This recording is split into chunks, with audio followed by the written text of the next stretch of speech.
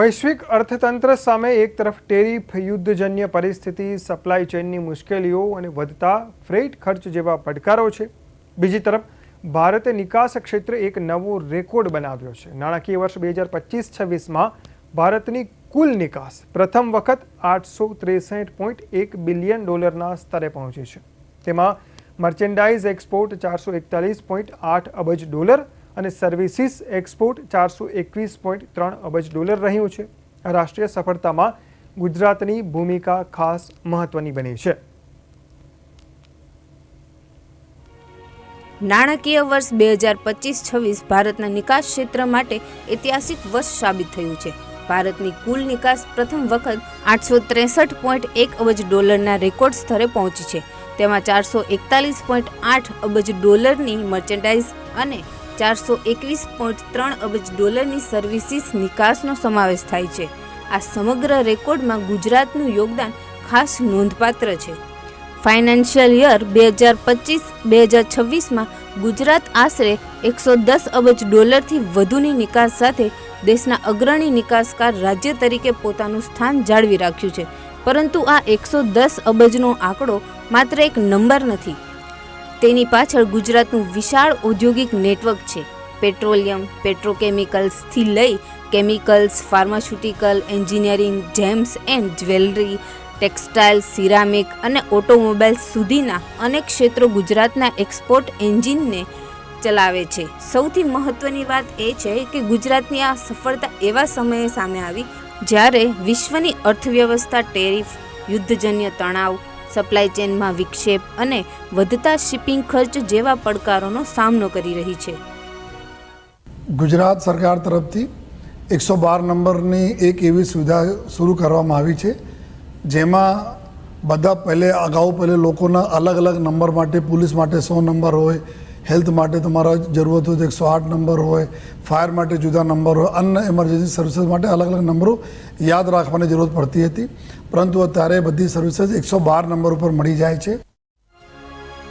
ગુજરાતની એક્સપોર્ટ સફળતા સૌથી મોટી તાકાત છે.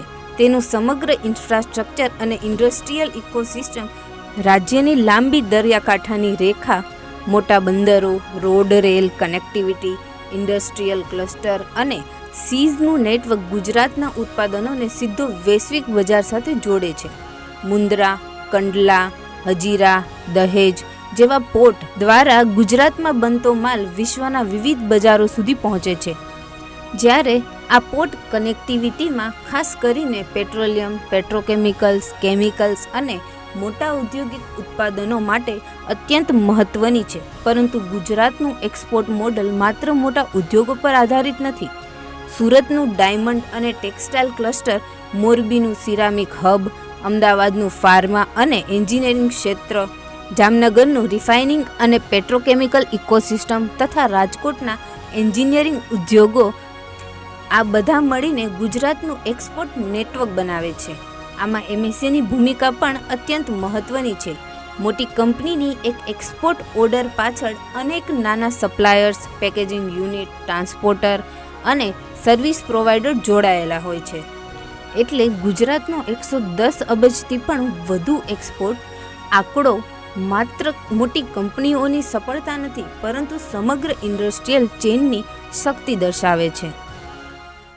એક ફેર અત્યારે ટૂંક સમય પહેલાં મારા ઘર નજીક એક દિવાલ પડી ગઈ હતી. એમાં મારા 2 થી 3 સંબંધીઓ દબાઈ ગયા હતા. એ ટાઈમે અમે 112 ડાયલ કરી ટૂંક જ સમયમાં 112 હાજર થઈ. જોડે જોડે ફાયર બ્રિગેડ હતી અને 108 સર્વિસીસ જોડે હતી અને તરત અમને સારવાર કરી આપવામાં મદદરૂપ થઈ હતી.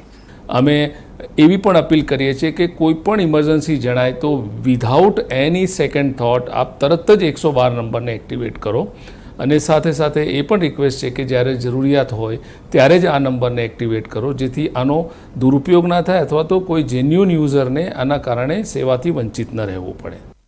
કોઈ પણ સિનિયર સિટીઝન, મહિલા, બાળકો કે અકસ્માતગ્રસ્ત કોઈ પણ વ્યક્તિને જ્યારે પણ સહાયતાની જરૂર પડે છે, ડાયલ 112 કરો અને જનરક્ષક વાહન આપની સેવામાં તુરંત હાજર રહેશે.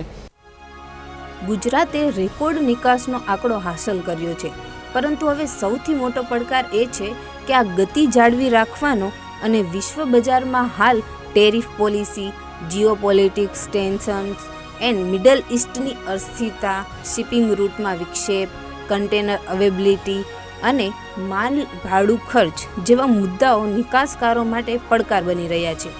આની અસર ગુજરાતના અલગ અલગ ઉદ્યોગોમાં પણ જોવા મળે છે. ઉદાહરણ તરીકે મોરબીના સિરામિક ઉદ્યોગને ગેસના ભાવ, કન્ટેનર અને શિપિંગ ખર્ચ જેવા પડકારોનો સામનો કરવો પડે છે. બીજી તરફ gems and jewellery, textile, chemicals જેવા ક્ષેત્રો પણ વૈશ્વિક માંગ અને બજારની સ્થિતિ પર નિર્ભર છે. એટલે 110 અબજથી પણ વધુ નિકાસ પછી હવે ગુજરાત માત્ર વધુ ઉત્પાદન કરવું એ પૂરતું નથી. નવા આંતરરાષ્ટ્રીય બજારો શોધવા પડશે, ઉત્પાદનની ગુણવત્તા વધારવી પડશે અને વેલ્યુ એડેડ પ્રોડક્ટ પર ભાર મૂકવો પડશે. સાથે MSMEને સસ્તું ફાઇનાન્સ અને ઇન્ટરનેશનલ સર્ટિફિકેશન, ટેકનોલોજી અને ગ્લોબલ માર્કેટ એક્સેસ મળે તે પણ જરૂરી બનશે. કારણ કે વૈશ્વિક બજારમાં હવે માત્ર સસ્તું ઉત્પાદન જીતતું નથી. જે ઉત્પાદનની ગુણવત્તા, કિંમત, ટેકનોલોજી અને સમયસર સપ્લાય આ ચારેય બાબતમાં આગળ હોય છે તે જ લાંબા ગાળે ટકી શકે છે. ગુજરાતે પરંપરાગત ઉદ્યોગોની તાકાતના આધારે પોતાનું એક્સપોર્ટ લીડરશિપ મજબૂત કર્યું છે. પરંતુ હવે આગામી તબક્કો વધુ મહત્વનો છે. ગુજરાતને લો અને મીડિયમ વેલ્યુ મેન્યુફેક્ચરિંગથી આગળ લઈ જઈને હાઈ વેલ્યુ અને ટેકનોલોજી ડ્રીવન તરફ લઈ જવાનો સમય આવી ગયો છે. Semiconductor, electronics, advance engineering, high and pharmaceutical, renewable energy equipment અને ટેકનોલોજી બેઝડ મેન્યુફેક્ચરિંગ જેવા ક્ષેત્રો ગુજરાતના આગામી એક્સપોર્ટ ગ્રોથ એન્જિન બની શકે છે. જ્યારે બીજી તરફ ભારતની કુલ નિકાસ સર્વિસીસનો હિસ્સો પણ ઝડપથી વધી રહ્યો છે. ફાઇનાન્શિયલ યર 2025-2026માં ભારતે $421.3 અબજ સર્વિસીસ એક્સપોર્ટ નોંધાવી છે. એટલે ગુજરાત માટે ગિફ્ટ સિટી જેવા ફાઇનાન્શિયલ સર્વિસ ઇકોસિસ્ટમ મારફતે સર્વિસ એક્સપોર્ટમાં પણ નવી તકો ઊભી થઈ શકે છે. પરંતુ આગામી લક્ષ્ય માત્ર 110 અબજને 120 કે 150 અબજ બનાવવાનું નથી. સવાલ એ છે કે આ નિકાસમાં વેલ્યુ એડિશન કેટલું, કેટલા નવા રોજગાર ઊભા થાય છે, કેટલા MSE વૈશ્વિક સપ્લાય ચેનમાં જોડાય છે અને ગુજરાતના કેટલા ઉત્પાદનો વિશ્વના નવા બજારો સુધી પહોંચે છે. ગુજરાત ભારતના એક્સપોર્ટ મેપ પર ટોચનું સ્થાન ધરાવે છે. હવે પડકાર એ છે કે આ સ્થાન જાળવીને ગુજરાતને વિશ્વના સૌથી મજબૂત, ડાયવર્સિફાઈડ અને ટેકનોલોજી ડ્રીવન એક્સપોર્ટ હબ્સમાં સ્થાન આપવાનું છે. જ્યારે $110 અબજની આ સફળતા અંત નથી, આગામી વૈશ્વિક એક્સપોર્ટ રેસની શરૂઆત છે. બ્યુરો રિપોર્ટ, પ્રદેશ 24 ગુજરાતી.